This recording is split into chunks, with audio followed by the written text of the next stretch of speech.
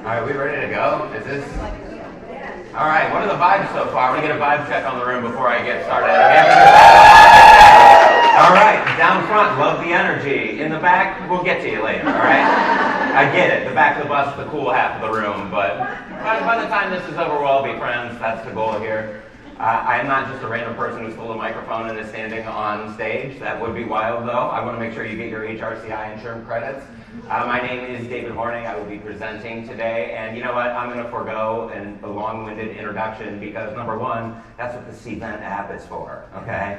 And number two, I've spoken for almost 10 years now, and I've learned that people don't really care about the important things that speakers have done, as long as they have a good time and you get your CEUs, right? So let's just dive into this head first. I am a stand-up comedian, but I've also been helping companies for years develop a sense of humor, and this has never been more evident. I do a lot of traveling. So I was on an airplane at midnight on New Year's Eve, which I don't recommend. Nobody wants to be on an airplane at midnight on New Year's Eve because you're not supposed to be on an airplane at midnight on New Year's Eve. The flight obviously got delayed, and when people are on an airplane at midnight on New Year's Eve, they do what anyone would do on an airplane at midnight on New Year's Eve, and that is complain. And so when people complain about being on an airplane at midnight on New Year's Eve, I do the only thing I can think to do on an airplane at midnight on New Year's Eve, and that is take... You know, I am a comedian, so like, yeah, that we get paid in drink tickets, so that makes sense. The drink, I love that. This is an HR conference. I am in the right place. Listen, when I opened up my name badge and I saw 2 drink tickets in there, I was like, maybe I can take a later flight. We'll see. No, I did not drink that night because the bars were closed. So I took a nap. Next logical solution. And about 45 minutes are left in the flight, and the lights come on full blast, comfortable down front. That's what it felt like on the airplane that night. So lights come on full blast, 45 minutes left in the flight. I'm woken from a dead sleep by a voice over the intercom, volume up at 100. It just goes, 5, 4, 3, and people are panicking. Do not do a countdown on an airplane.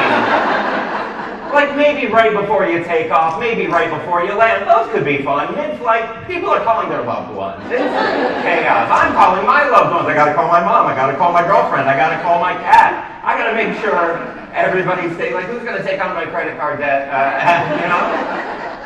So I'm stressing out. Everybody else is wondering what's going on, but then after a second, everybody relaxed because that same voice came over the intercom and in a soothing tone just said, Happy New Year. Thank you for flying Spirit. Yeah, that was the minute I realized, just like everything else on Spirit Airlines, midnight kisses cost extra. Just like everything else. And so it was funny because I'm sharing this experience with everybody else on the flight, but everybody else on the flight is annoyed that they're there. We were supposed to land before midnight. The flight got delayed, so people are complaining to people who can't do anything about the problem. So we're having the same experience, but I'm experiencing it way differently. Because as a comedian, I've trained myself to think that everything is material. And that doesn't always work in every single social situation, right? That doesn't mean to try to make everything funny in that moment, but it's the realization that if you are experiencing a less than ideal circumstance, a flight gets delayed, an employee no-call, no-shows, it's the same thing. It's how you frame that in your head that determines your experience. So while everybody else is stressing out, I'm thinking to myself, how can I stress out when I'm just learning how powerful of a persuasion technique a countdown can really be.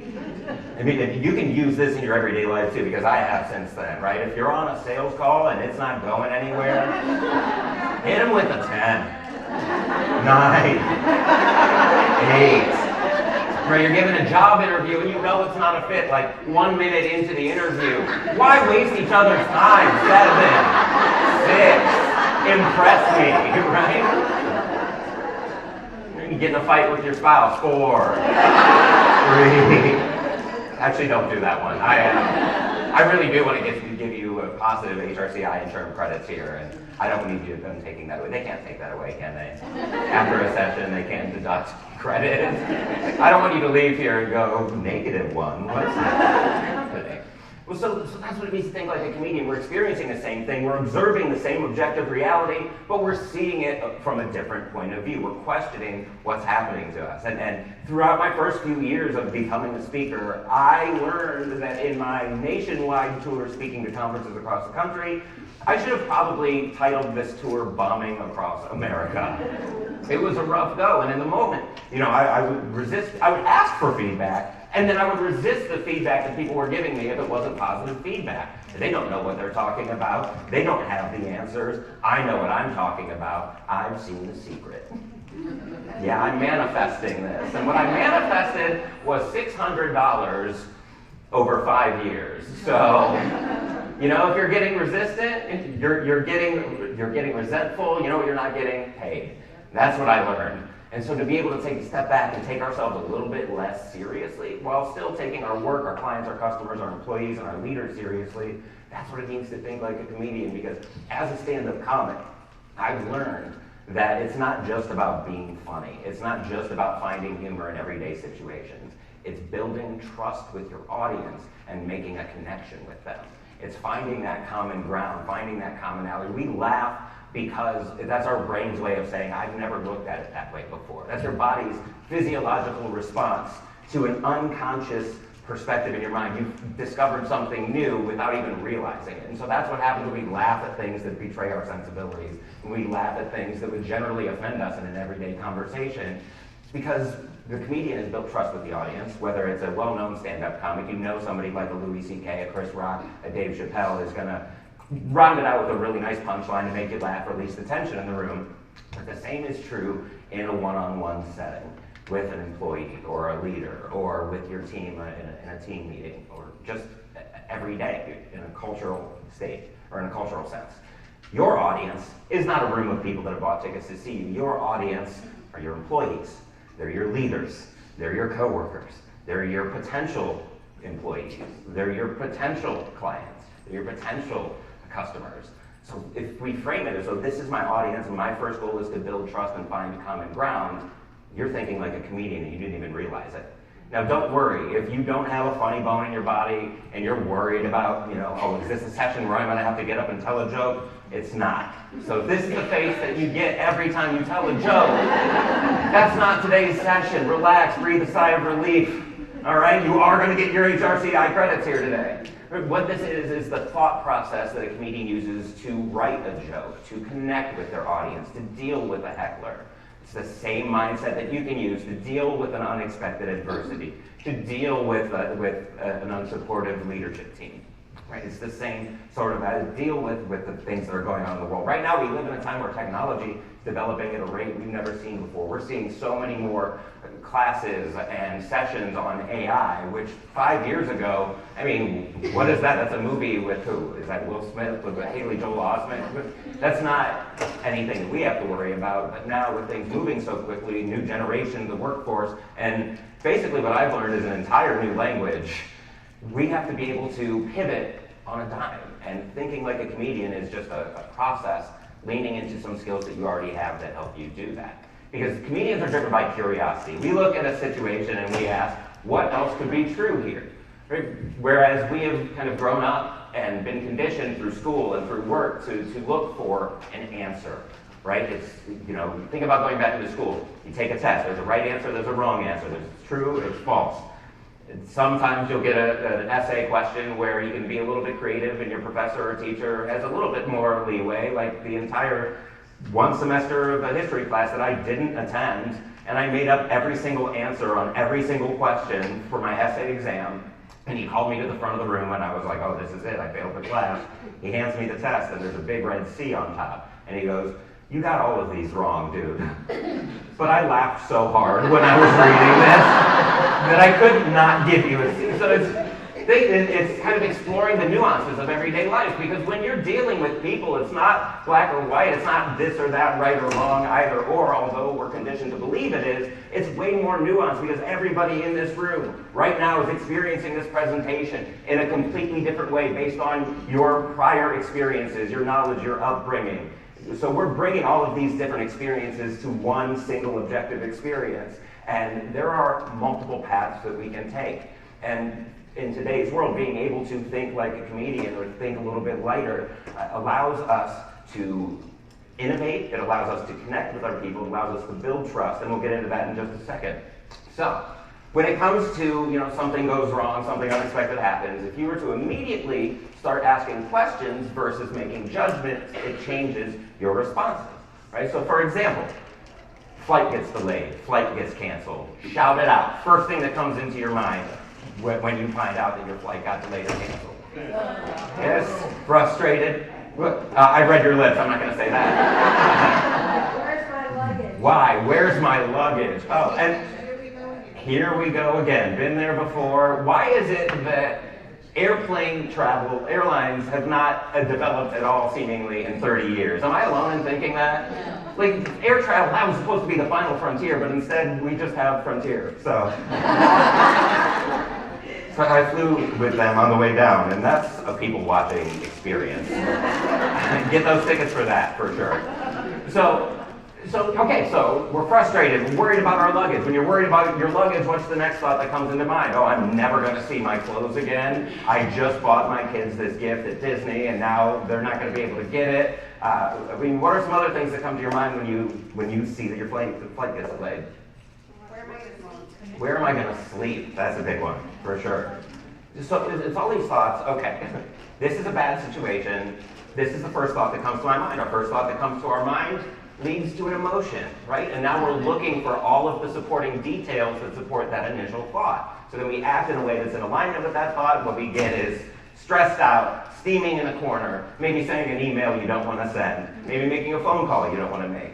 And it all starts with that initial story. So what if instead, the next time your flight gets delayed, you were to approach it from a place of excitement?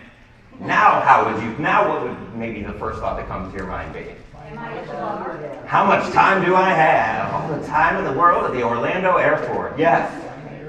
Find the nearest bar. That is the only time where a $20 gin and tonic is acceptable. Yes, my brother.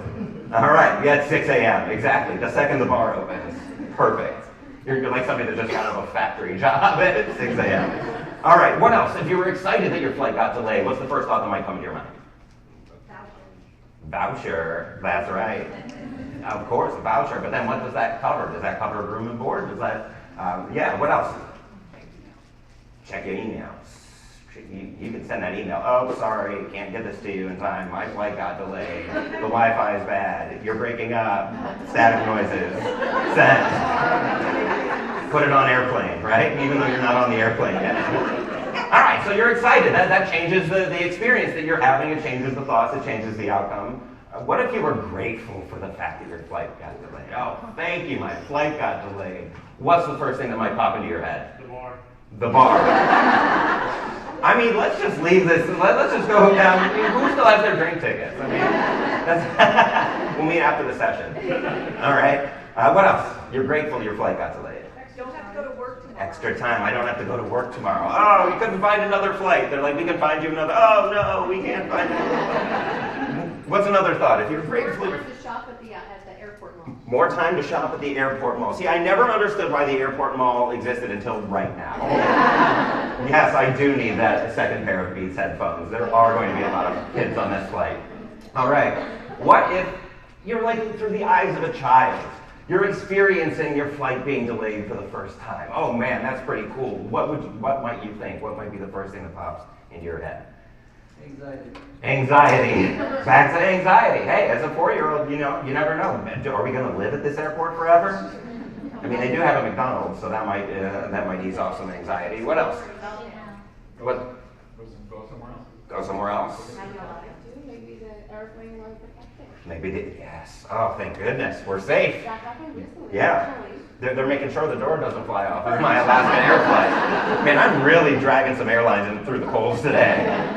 Anybody work in the airline industry? All right, she knows. It's fun. All right, so what this does is it kind of resets our brain in a moment's notice. If we train ourselves to ask questions like this, that most people probably aren't asking in the moment, it takes us out of that present circumstance and makes it feel more temporary, and it allows us to see other options, other ways to look at it. And that's what makes comedians so enthralling. You watch a stand-up special, they're talking about airline food, they're talking about relationships, they're talking about having kids, but they're talking about it in a way that you've never heard before, that you've never thought about before. And then when you're thinking to yourself, oh wow, it really do be like that. Like that's that moment of connection that we have. And if we have that connection with our teams, with our leaders, with our clients and customers, that changes the relationship and it opens us up to connecting on a more human level. So, the skills, and I know it's wild to have a comedian speaking at an HR conference, right? You're probably thinking, oh man, what is a stand-up comedian? The natural enemy of human resources. Speaking at an HR conference, but most comedians do comedy so they don't have to speak to HR. Well, it's because we have all of these skills inherently within us. We're naturally curious. We have a natural sense of resilience. We have the ability to be self-aware and accountable and to solve the problems that we're facing. And thinking like it just allows us to develop these skills on a deeper level. So being curious, approaching things from a place of curiosity, asking questions, what else might be true, rather than judgment, right? And that leads to understanding that there are other paths out of the situation than the initial one that you have. So that builds a sense of resilience, a growth mindset, other opportunities, other actions I can take to solve this problem. The self-awareness to know that when you do make a choice, whatever happens is based on the things that you can control, which are how you think about it, how you talk about it, and what you do about what's happening out here, what you can't control. And then being able to try something, take action to solve the problem, and then kind of restart the process all over again from a place of curiosity now that you have data after taking a step to solve the problem. Now this is a little bit harder to remember, so I narrowed it down to a nice little acronym if you haven't picked up on it yet. Because this is something that all comedians know we are all full of. We want to have all of the answers. We want to appear as though we know everything. Someone comes to you with a question, your first instinct is to just kind of guess, but appear like you're confident in your answer, versus the human element of just saying, you know what? I don't know, maybe we can figure this out together. Maybe we can learn something here. So we're all full of crap because we're conditioned to find the answers through our schooling, through work. But really, it's not that neat. I mean, how many of you have ever worked for a boss who expects you to to solve a problem on the first try, to have the best idea on the first guess? Okay, not as many as I thought. Well, this session's over. Well, my hypothesis has been torn down. But it's not really like that. To be able to explore and experiment together means we have to realize that we are all full of these 4 skills. And thinking like a comedian helps us develop those skills. And in a world that's constantly changing, constantly being met with new adversities, new challenges, new interruptions, new disruptions, right? Knowing that you are full of crap, you should be proud of that. Right? So let's say it together. I'm full of crap and I'm proud. Together, I'm full of crap and I'm proud. Again, I'm full of crap and I'm proud. Mean it, I'm full of crap and I'm proud. I really just do that so people outside are like, what is going on in that room? Thank you for obliging me. You just took a picture of the crap, all right. Out of context, somebody walking by might be like, that is a negative HRCI session. But really, if someone were to ask you, what does it mean to think like a comedian? It's tough to really define. I mean, this is a definition that I used once. It's not as easy to recite together. Let's recite this together. Thinking like, I'm not, no, don't do that. But the important part of thinking like a comedian is that it disrupts our thought patterns. It disrupts our expectations. Like, things are going to happen that are unplanned. We don't really do well when plans change on a dime. But if you were to develop the skill set of thinking like a comedian, when whatever happens out here, you're able to pivot more quickly and to think more creatively and to communicate that more clearly and collaborate more openly.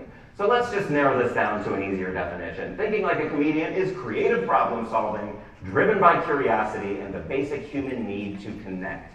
These are two skills that we are born with and are unfortunately conditioned out of us, because the average 4-year-old laughs 300 times a day, which is crazy to me. First of all, because how do you survey 4-year-olds? If you've ever had a 4-year-old, they are notoriously not great at answering surveys. And also not allowed to talk to strangers, all right? And secondly, 300 feels like a very arbitrary number. It almost feels like they found one 4-year-old. They were like, how many times do you laugh a day? She was like, 300, survey done. Listen, the cops are here, I gotta go. So these are basic human desire. I mean, curiosity and the need to connect with one another. And think about what it was like to be 4 years old. I mean, when you're 4, you're constantly trying new things, you're constantly exploring, you're constantly making new discoveries. And when you're making new discoveries, wow, the same part of your brain lights up as when you laugh. So that 300 number doesn't really seem that crazy when the same part of our brain lights up when we solve a problem as when we laugh, as when we get a joke. Right? So everything to them is new. Everything to them is a new discovery. What if we went through life with that open-mindedness again? We leaned back into that natural state of curiosity. So if you're thinking to myself, oh, I can't think like a comedian. Look, we've all been 4 once. Think like your inner 4-year-old, just with HRCI credits and a credit score. That's the only difference now. Who wants to guess how many times the average 40-year-old laughs per day? 12. 12. Very optimistic. Love that. It's lower. 3, 2. All right, a little too pessimistic. It's 4. So you're close. If this was Price is Right, 3 wins. The average 40-year-old laughs 4 times per day. So the question that I ask myself on a daily basis when I look at myself in the mirror every single morning is, David, why have you chosen to perform in front of rooms filled with judging adults when you could be crushing it in the preschool market right now? 300 times a day? Are you kidding? Peekaboo, that's an applause break, right? Flatulence is a standing ovation. Right? Tickling, that's a court date. But the point remains the same. When you're 4, when you have this natural sense of curiosity, well, what will it take to tap back into that? And I frame it through the lens of thinking like a comedian, because we're constantly experiencing the same thing everyone else is, but in a new way. I mean, I wrote 2 pages of material about my flight on Frontier down here. I just ended up as part of a family's day on the flight. Like, their seats were all around me, and they all brought a covered dish. And I was like, why didn't you tell me? I would have brought something. All I had to offer was gum. Nobody goes to a potluck and brings gum, so I feel like I'm not part of the family anymore. I won't be included in Christmas. And so these thoughts are going through my head. A normal person wouldn't think that. You'd be like, why would you bring food on a flight, right? And that's why we laugh, is because thinking about it in that other way is kind of absurd. It's a new way of looking at things, a new way of kind of tapping into that inner 4-year-old. And it all starts with a story that we tell ourselves, about the world around us. Because raise your hand if you are perfect. All right? Not what your husband tells you, but, you know, what in reality. Right? None of us are perfect, which is funny because we live in a world where we're striving to look perfect, to seem perfect, to have all of the answers. And that's why comedy exists, to point out those imperfections, to make us a little bit more comfortable with those imperfections and open to those imperfections, because if we're open to those imperfections, we learn faster, because everything is material, right? And I'll never forget when I was 8 years old doing homework at my kitchen table, my dad comes home from work, drawn in the face, just exhausted, and all my friends were playing outside. I looked at my dad and I said, Dad, I can't wait till I'm done with school because I'll never have to do homework again. Yeah, that was the exact noise he made. And he looked at me, and I'll never forget, he goes, David, be grateful you're still in school, because once you graduate from college, you'll work at a job you don't care about, with people you don't, with a boss who doesn't care about you, with people you don't like. Real uplifting, Dad. Thanks for the words of encouragement in my formative years. And that's a story that stuck with me. So I made a motivational poster out of that.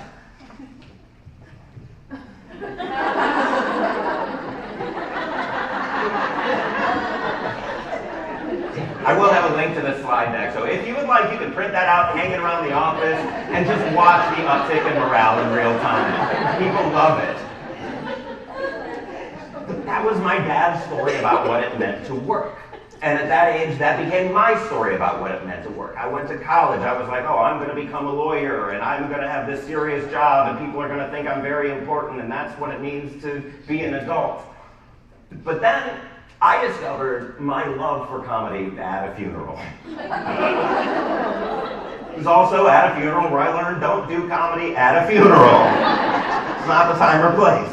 But the ability for me to be able to laugh in a difficult time, that's what made me realize, oh, it's the story that I'm telling myself that determines how I feel about it, what I do about it, and what I get in response. And if I didn't go to that, I mean, if that tragic circumstance hadn't happened, I wouldn't be here today giving this presentation. Right? Because it does start with the story that we tell ourselves, and we really do need to change the story about what it means to work on a widespread level.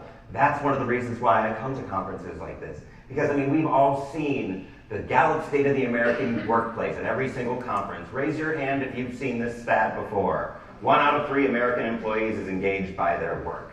And that's baffling, sure. But that means, what else does that mean for you? That means half of American employees are quiet quitting. They're working with gritted teeth. 16% are loud quitting, which in my head I just imagine is, you can't fire me, I quit, you know?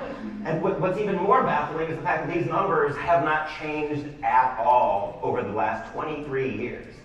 They got to as high as 36% in 2020, and that was the year where most people weren't going into work. So what does that tell us about our employee engagement strategies? It tells us they haven't changed much since the year 2000. Employee engagement isn't checking a box. Employee engagement isn't doing what, you know, all the shiny things those tech companies are doing, meditation corners and pool tables and pizza parties and letting them wear jeans to work on Friday. It's like most of them are working from home. They're probably not wearing pants. These strategies have remained the same since the year 2000. On the other side of things, technology. How much has technology changed since the year 2000? I mean, imagine using the same technology from the year 2000 today. Imagine logging on to AOL 6.0 every single morning when you get to the office. You can't answer the phone and the email at the same time. That makes doing work a little bit more difficult, right? And so the same is true with these employee engagement strategies. I was having a conversation with a friend of mine from high school. He works at one of the top marketing companies in New York City, right? He gets that best place to work trophy every single year. And I said, well, do you like your job? And he goes, they let us drink after 3. Well, that didn't answer my question. It answered, you know, if you have a bar at work where, you know, me and my homie over there are going to go after the show or after the session. So I reiterated, do you like your job? And he goes, why do you think they let us drink? And that's when they give them the surveys, I think, is when everybody's good and moved up. So we're using the same, a lot of organizations have defaulted to the status quo when it comes to employee engagement. And to be able to disrupt that status quo, sometimes it's helpful to be able to laugh about it. I mean, I am very optimistic about the world that we live in right now. I mean, technology is developing at a rate we've never seen before. I'm just a little bit worried about the people who are resistant to it. Like the guy who came up to me after a show wearing a trench coat who said, "Psst, you want to buy a GPS?" Raise your hand if you've ever heard somebody start a sales pitch with "psst." Red flag right away, right? Imagine that in your email inbox. Psst. Comfort with like subject line up top. Do you open that email? I mean, I would. I can't turn down a red flag. I'm gonna be honest. And also, number 2, man, no thanks. I don't need a GPS because I already printed MapQuest directions for Blockbuster. Yes, I'm good. But think about MapQuest and Blockbuster. Those were both perfectly relevant, 15 years ago? Now they're completely obsolete. Like MapQuest. What was before MapQuest? Maps. Just maps. We all remember maps. Triple A, yes, triple A, the maps. And the maps, man, those maps, 24 folds somehow, and once you unfolded it once, it never refolded the same. Like, that was my job on our family's vacation. Like, you figure out how to put it back together. And we're hurtling down the highway at 70 miles an hour with an entire, like crime scene map that they tacked up on the wall, and the crime scene dramas just blocking the whole windshield. Like, yeah, and so MapQuest was an innovation at the time. It was going to change navigation.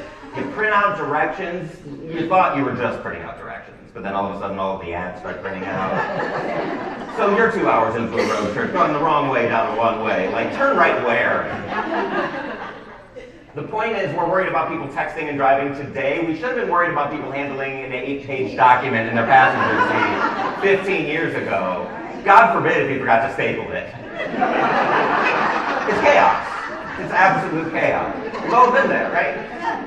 So imagine if we still stuck with those same, at the time, MapQuest was innovative, but things are constantly changing, and being open to change, being open to unexpected challenges and adversities, being open to the possibility of, in my line of work, a heckler, in your line of work, a difficult employee, difficult boss, somebody who every time you think you have the best idea, they've got every reason why it's not going to work. To be able to change the story, that helps you pivot quicker, right? And that's really what it means to think like a comedian, think like a 4-year-old.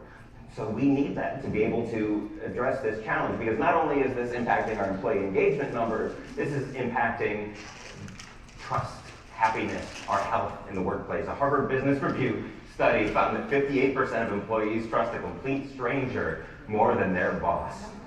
Right? And 45% cite lack of trust in leadership as the biggest issue impacting their work performance. And in an HOW Institute for Society survey, they found that employees in high-trust environments are 11 times more likely to innovate, to be able to think on their toes, be able to come up with new ideas. And when I say innovate, I don't mean some grandiose, like, I just invented a new app yesterday. I mean just like small, incremental changes over a period of time, right? Being willing to try something new. Even though the current way might be working, what if it could work better? And so that's, as a comic, even if I have a joke that works, I'm always going to experiment, try to add something, take something away. Even though it might work, what if it could work better? So if we work in an environment that is built on trust, then our employees, our team, are more likely to approach us with more ideas versus complaints. So how do we do that? Well, it starts with a simple human interaction. Raise your hand if you've taken an improv class before. Okay, a few of you in the back and the middle. Okay, all right. Better question. How many of you remember the show Whose Line Is It Anyway? Yeah, it's still on the air. Did you know that? Yeah, they're still at it. Same guys, Ryan Stiles, Colin Mockery, Wayne Brady, still at it. So Whose Line Is It Anyway is an improvised game show, basically. They'll give the performers a prompt, and then they build a scene based around that prompt. And when I was a kid, I would watch this show and think to myself, they have to know these prompts before they get on camera. I mean, they're too good, they're too quick. But then I took my first improv class, and for those of us who have taken improv before, what is the core rule of improv? Say yes. Say yes and that doesn't mean to agree with everything that everyone says. It means to accept what they've offered and add to it. Now, what we're conditioned to do, what most leaders are conditioned to do, through no fault of our own, is to say no, or to say, yes, that's a good idea, but we don't have the money, but we don't have the manpower, but this, but that, but off. And so that's where people come in and they don't want to share ideas anymore. It's because, well, if I'm going to get shot down, well, I don't feel like I'm part of something bigger than myself. This is clearly about you. I'm going to let you do your thing, and I'm going to go over here and quiet quit. Nobody's ever had that thought, but you know. Right? So being able to listen to people, accept what they're giving you, and add to it doesn't mean you have to go with their idea. But the fact that you're just listening, accepting, and adding to it means in their head, oh, this is somebody I can go to when I have that great idea. Sometimes they might realize that their idea that they're bringing you might not be good, or it might lead you somewhere totally unexpected. So it builds upon that initial idea, and it can potentially lead us to solve a completely unrelated problem. Seen it before. And that's what we're going to do together right now. We're going to play one of my favorite improv games to do with a group full of strangers. It's called the add-on game. We're going to create a product from scratch and a commercial for that product in 5 minutes or less, in groups of 8, 10, we'll kind of suss out how to get people together here in a second. I don't like wearing this anymore. Okay. I feel like a 4-year-old right now. Take it off. All right. So we're going to follow 2 rules. The first rule, the first idea suggested for each of the prompts that are about to pop up is the best idea. And the second rule is when somebody shares an idea, you appreciate them for that idea. Because a lot of the sessions that I lead for companies, people are scared to come forward with ideas because they work in a culture where they get yes-butted a lot. They work in a culture where they hear no, or their ideas are judged, and that approach from a place of curiosity. So this sort of exercise, establishing this, kind of lowers those mental silos, those mental barriers to presenting new ideas. So that introvert that barely speaks up, if I have a 2-3 hour session with a group, by the end, they're sharing ideas as though they're the extrovert of the group. And it's always so fun to watch, because I get a lot of blank stares, and like I'm getting right now. 5 minutes or less? Are we really going to come up with an idea in 5 minutes or less? Yep, because here's your prompts. You're going to create a household product which has a unique quality that a product like that has never had before. So, for example, I worked with a group. They came up with a toothpaste that regrows teeth. That's an innovation. Is it possible? Absolutely not. Well, at least not now, but who cares? Let's go with that. Let's see where it goes. The target market was for hockey players. The spokesperson was Count Dracula, and then they did a song for it that was, it was hilarious. And they didn't intend for it to be, but it just was because they came up with something out of nowhere together. So let's do one together, and then let's break out into groups. So, first, a household product. Any household product. Floor cleaner. A floor cleaner. All right, excellent idea. Round of applause for the floor cleaner. We're going to innovate the floor cleaning market here together. What does this floor cleaner do that no other floor cleaner in the world does? It retiles your floor. Wow, what an innovation. Round of applause. The floor cleaner. It adds tiles to your floor. Love that. Okay, what is the name of our floor cleaner that retiles your floor? No grout. No what? Grout. No grout. Don't doubt it. No grout. Love it. Round of applause. No grout floor cleaner. Relays tiles. What is the target market? And it's not everybody. Let's get specific. Let's get a niche. Contractors. Yes, contractors who own pets. Love that. Let's put it together. This is a very specific market. All right. Who is our spokesperson? It can be a celebrity. It can be generic. Lassie. Yes, Lassie. The number of times she tracks mud into the house. This is perfect. Love it. Round of applause for Lassie. Lassie still the best dog that's ever been on TV. Airbud can eat it. No, I'm kidding. Just start a feud. Who's for Lassie? Who's for Airbud? Let's not let this go off the rails. What need does this product meet? Cleaning. Yeah, simple. It cleans the floor. It's yes. Round of applause. It cleans. And it can be as simple as that. So, do we have a slogan for this? You have no doubt. Use no grout. And singing too, like that. Bonus points. Just like whose line is it anyway? Everything's made up and the points don't matter, but you got one. All right, so there we go. We have our product. We have our ad campaign. I mean, does anybody have an idea for what might happen in the commercial? Where does the commercial start? Setting. Somebody crying. Somebody crying. Why? Because Lassie's picking herself up and walking away from the accident. Lassie's picking herself up and walking away. And of course, that leads to a mess, right? And so now we're in the house, and there's not even a floor in this house. So then what happens? Free tile. You pull out what is it? The no grout. I was so focused on no doubt. I was like, man, sorry, I'm thinking too much about Gwen Stefani. Okay. All right, so I mean, we have our commercial, we have the idea, you get the gist of it, right? So we did that in what, 3 minutes, 2 minutes? I don't know, I haven't been keeping track. So what we're gonna do is we're gonna divide yourselves up into groups of 8, 10, 6, no less than 6, no more than 10. Kind of do 2 rows at a time, kind of splice it down the middle. So row 1 and 2, I mean, this is one group, yeah, right here. Row 2, let's see, I would split this, yeah, that side, and they're down, and then the 5 of you right here. Yeah, figure that's the first yes and. You'll get 5 minutes, and then we'll come back, and you'll share some of your ideas. That makes sense. All right, yes and, let's go.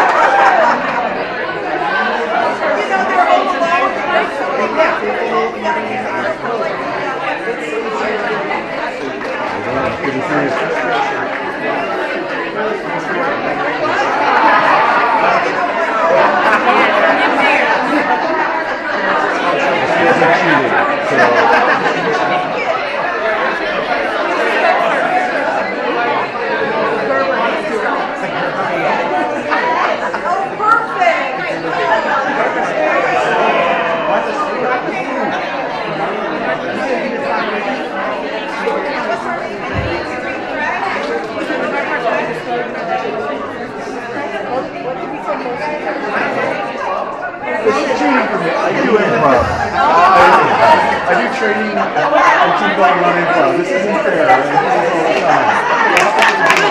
Alright, so we're doing jingle. Alright, let's recap a little bit. What do we have so far? You got it? Folding machine. You think you got it? That irons does it Add a couple more. What other problems? Who else might it help?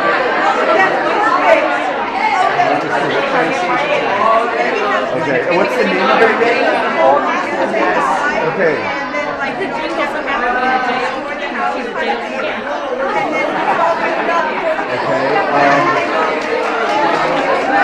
the Marcus here is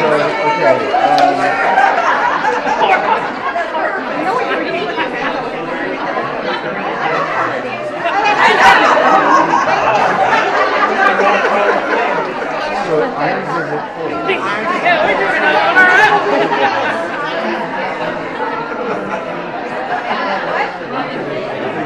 I think they're on it.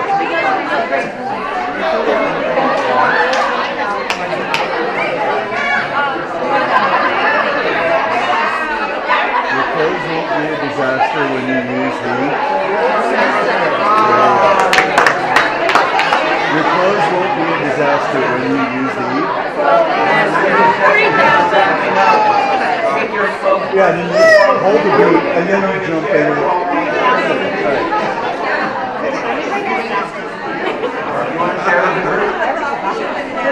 Your clothes won't be a disaster when you use the 3,000. There you go. That's the move. Your clothes won't be a disaster when you use the Old Master. And it's got to have the. You ever watch? 1 minute warning. Oh my goodness, why am I blanking on his name? John Oliver. Yeah. You know they do this the pumpkin spice latte, which is about to start it up again. They have that guy who does like the monster truck race. Like Sunday.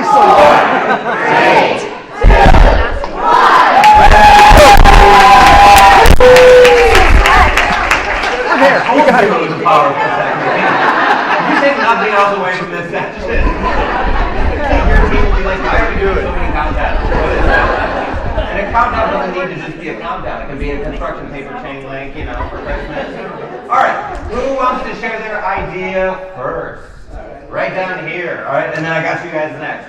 Stand up loud and proud. All right, so our product is shampoo. The unique quality is that it grows hair instantly. The product name is HRFL. The need it meets is growing hair instantly. The target market is me. And me. Spokesperson is Jason Momoa. And just continuing in fashion, the slogan is, if you want to look your very best, try hairiest. All right.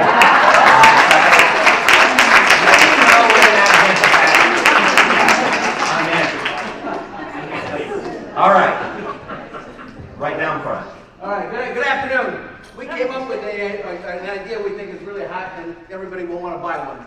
This is a household product that helps, in fact, automatically opens up the bed sheets and also will allow it to come back on. So the unique quality, of course, is that it opens up that bed sheets for you without any effort on your part. The product is called Blank-O-Matic.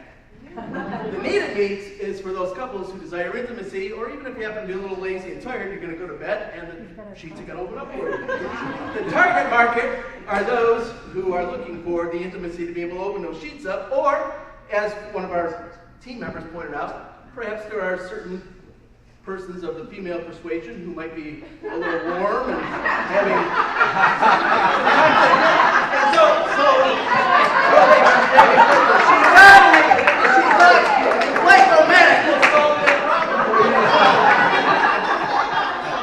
It's okay to say hi. We thought about a couple of spokespersons and settled on Miss Piggy because she was always aggressive with Kermit, and who would be better to think about Miss Piggy giving you an order to take off those sheets because it's time to go to bed. The slogan is very simple. It's something we can all relate to. It's for those who want to take it off to get it on.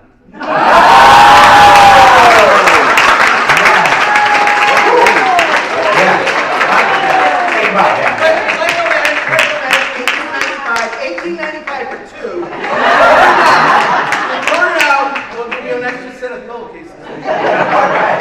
Man, that's great. I love that. Maybe one of the best slogans I've heard. So, all right. Yeah, at first that gave me a little bit of a hot fun, honestly. All right, 2 more. Back here. Loud and proud. I don't have a handheld. So. Okay, so our household product is an automatic folding machine. The unique quality is not because it folds, but it irons. The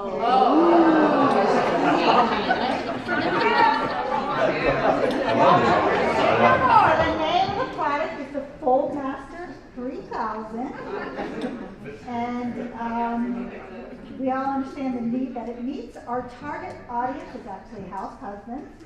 Our spokesperson is going to be Martha Stewart, and we have a very special jingle. Everyone, right? Your toys will be a disaster. Unless you use the Foldmaster. 3,000.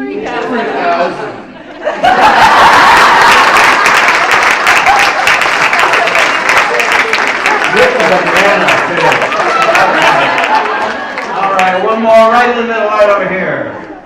All right, so our household product is tissues, or some people call them Kleenex. So we're going to go with tissues. The unique quality is it gets rid of COVID. Oh. Yes. The product name is No Mask. The target audience is nursing homes, with our spokesperson being Betty White. And our slogan is use no mask, it makes you golden.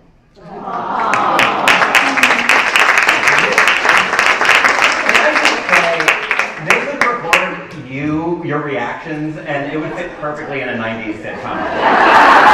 The awes, the claps. I'm going to say this is one of the best audiences I've had at a conference. So you've been training in the studio audience. Yeah, nobody wore like big logos on your shirts. Everybody's got, yeah, this is a perfect studio. A round of applause for yourself. Now imagine going into work every day with that energy, that sort of collaborative energy, that supportive energy. Imagine how much more could get done on a daily basis. Because time after time, the clients we work with they'll come up and they'll say, you know, after 5 minutes, we came up with more together than we have in an entire week. And it's just that energy. So like a game like that, at the beginning of Monday morning, the day people are dreading coming into the office, just start it off. It takes, 5, 7, 10 minutes tops, and it creates that positive momentum. It sends a subconscious message that if people have ideas, that they will be listened to and accepted and collaborated on. And that gives people that feeling that they are part of something bigger than themselves, which is something that I mean, for my generation, millennial generation, Gen Z, they want to feel like they're part of something bigger. They don't want to just go to work to pay their bills. And so having that sort of collaborative energy on a daily basis, I mean, raise your hand if you think that more would get done around work. So that brings us to the next slide. How else can you think can you dive into this mindset? It's realizing that everything is material. Say it together. Everything is material. No matter how negative it might be, no matter how resistant you might be to it, it's material. And the way to make it into material is a simple saying. I keep this on my desktop. I keep this on my, I have merch with it, but it's someday I'm going to look back at this and laugh. Simple. Someday I'm going to look back at this and laugh. Raise your hand if you've ever said that about something. Sometimes we need a reminder of it. And just to have this in your back pocket when you feel that sense of stress, something happens that you don't expect and you don't want to happen. A simple act of saying, someday I'm going to look back at this and laugh, gives you permission to laugh at it when you are ready. Doesn't mean you have to laugh at it right then. Someday can be in 5 minutes, someday can be in 5 days, 5 weeks, 5 years. But just knowing that someday you're going to look back at whatever it is and laugh makes it more temporary, it makes it feel less permanent, and when you turn something into material, it means you can mold it into something. If you laugh about something, you can do something about it. And for years and years and years, like I said earlier, I would resist any feedback that I got when I did poorly on the presentation. Because I wasn't turning it into material. And so now that I'm able to turn it into material, like we can all connect on, maybe you didn't get up on a stage and bomb in front of a room full of people, but we've all had life bombs. And so being able to embrace those bombs versus resist them allows us to accept our humanity, our imperfection, and turn whatever happened into material. It's how we learn more quickly.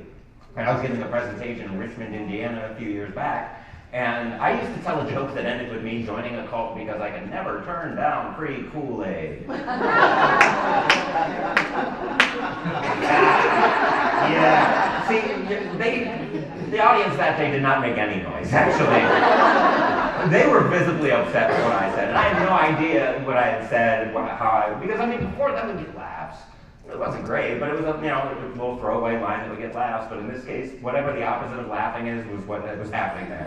Except for one guy. There was one guy in the back of the room who, he knew what I had done. I didn't know what I had done. He would tell me a little bit later, but he leaned back in his chair just real smug, just a little grin on his face. And then Q&A comes around, the first question was, yeah, you know Jim Jones is from Richmond, Indiana, right? And I was like, yeah, I could use some Kool-Aid right now. Ooh, man. Yeah, and so, know your audience. Yes, that used to be a bullet point on this one, but it really is. Know your audience. Perform for the audience you have, not for the one you wish you had. And so we did the Q&A, and everybody was leaving. Like normally, when I'm on the road, people will leave. They'll say, oh, "Get home safe." They had real, we don't care how you get home energy. Except for that one guy. He came up to me with that same smug grin on his face, gave me a nudge on the shoulder, and he goes, "Hey, it was Flavor-Aid, not Kool-Aid."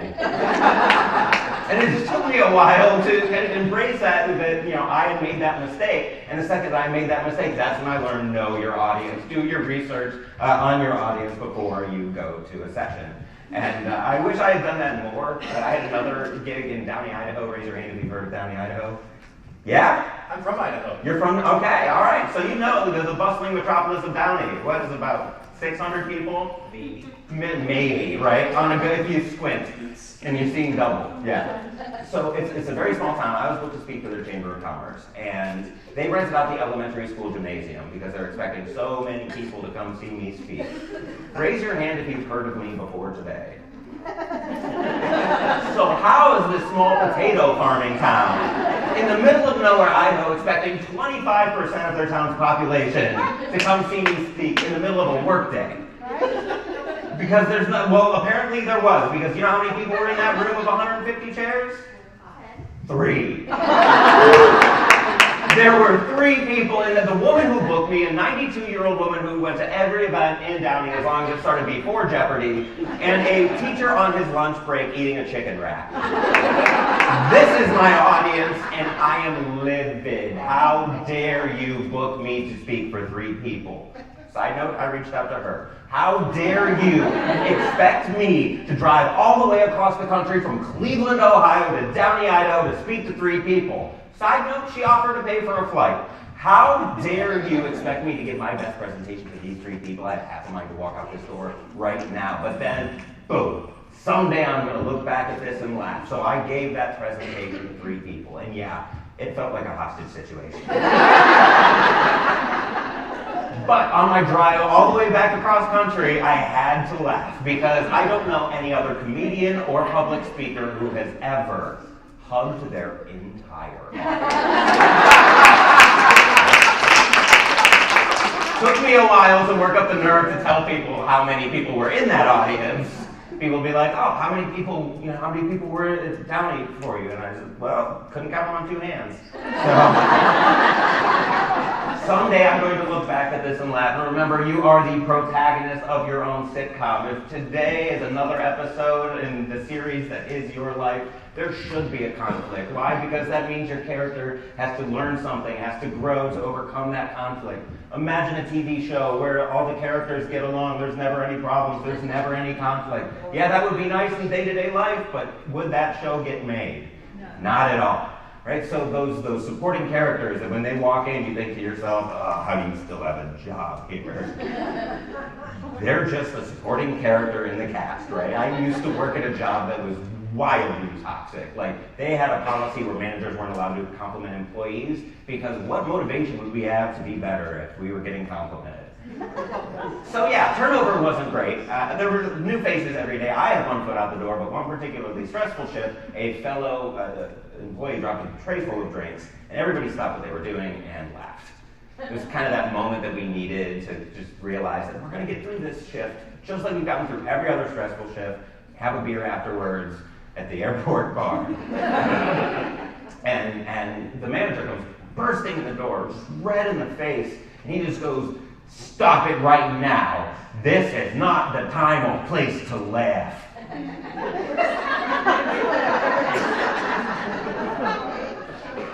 I worked at a comedy club.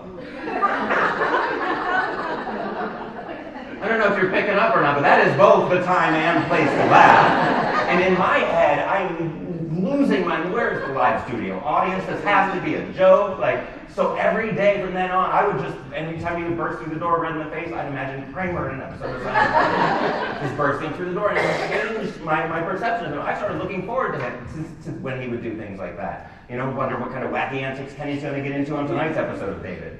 And it changed how I thought about him, it changed how I spoke about him to my coworkers, it changed how I felt about him, it changed my actions around him, and then all of a sudden we started developing a relationship.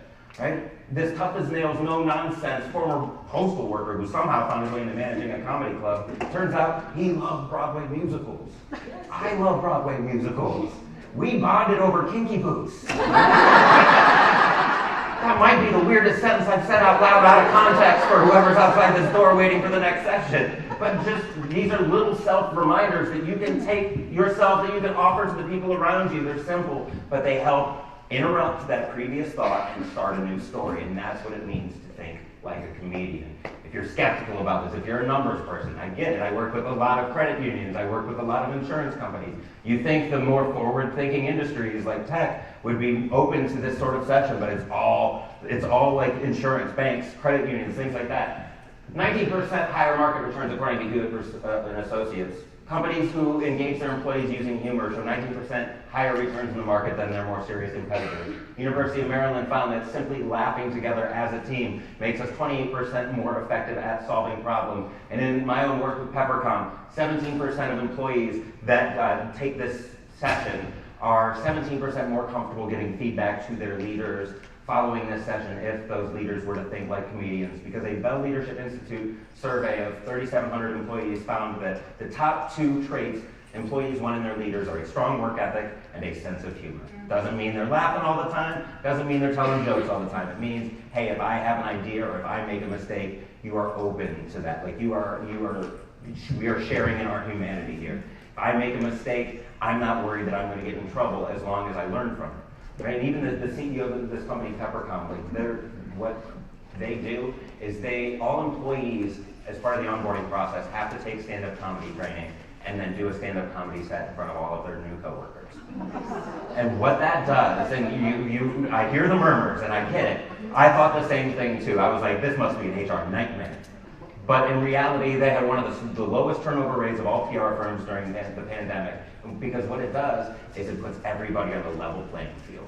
From CEO all the way down to the newest intern. Everybody has gone through this uncomfortable experience together, and we can share in that versus just having those awkward small talk conversations. We can now have this shared experience together. And so I know we're out of time, actually right now. So if you have any questions, this is the best way to do that. You can connect on LinkedIn. I'm happy to offer a little bit of my time because I know all of your work circumstances are a little bit different. And so if you have any specific questions, I'm happy to set a little time aside and talk to you one-on-one. And I promise I will not try to sell you on anything. All right, this helps me learn a little bit more about what's going on the ground floor. I'm not specifically in HR, so this helps me. And hopefully I can help you walk away with a couple of ideas, new ways of looking at things. And then the slides for this, and also 10 exercises that you can that anybody can really do with their teams, all available, that bottom right QR code. Lots of QR codes on one screen, so your phone's probably going crazy right now. But if you have any questions right now, raise your hand, and then I'll answer them, and then I'll hang out right outside of here if you want to hang around afterwards and challenge anything. Thank you for all the time.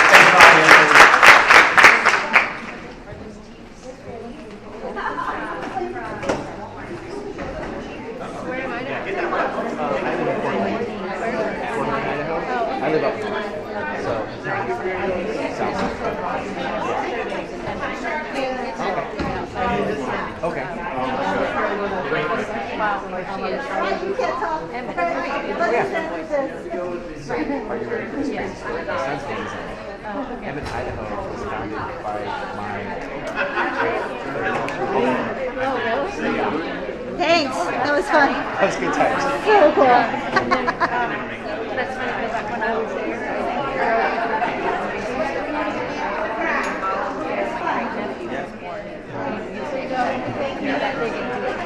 but I was like, so I had a picture, like it said, welcome to Emmett. I got a picture, like, oh. We got a picture of my son with that same sign. Really? Yep.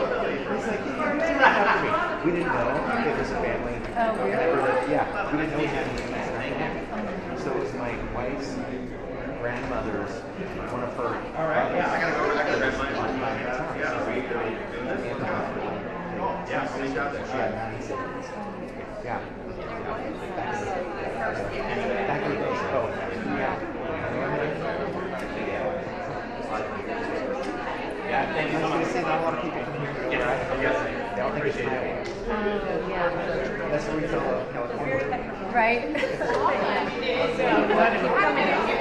Right now. Stop writing.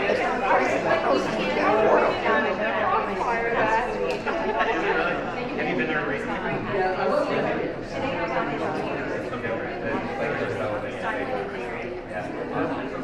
Yeah, I'm in Ohio City. That's changing too. In a good way. Yeah. Awesome. Thank you for everything. And it's not even hot. Glad you're enjoying it. Yeah, thank you. Yeah. And now you're on the water. If the website crashes, it's try to get an hour. So, no. And where are you from? Yeah, like, back when we had her, I wanted to be out there, and then just ironically, the company was just working on the company paid for now, like, my branch up in Boise. Yeah, so, I know, I'm very bitter about it still. Like, how dare you move across the country? But It's quite possibly, and there's no direct flights. no, No, you have it's to a fly to pain like in the butt Seattle. to get home. Yeah. Yeah,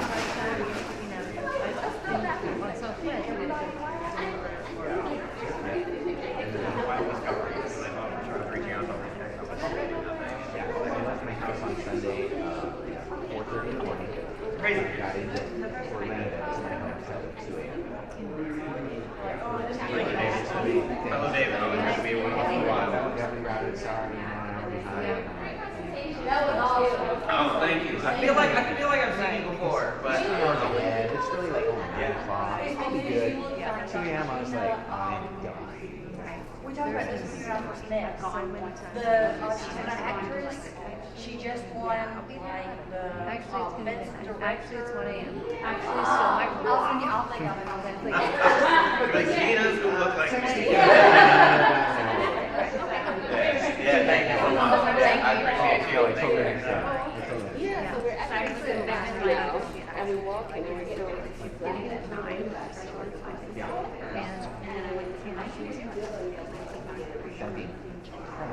so funny. Good luck. We'll have fun. Let somebody else know.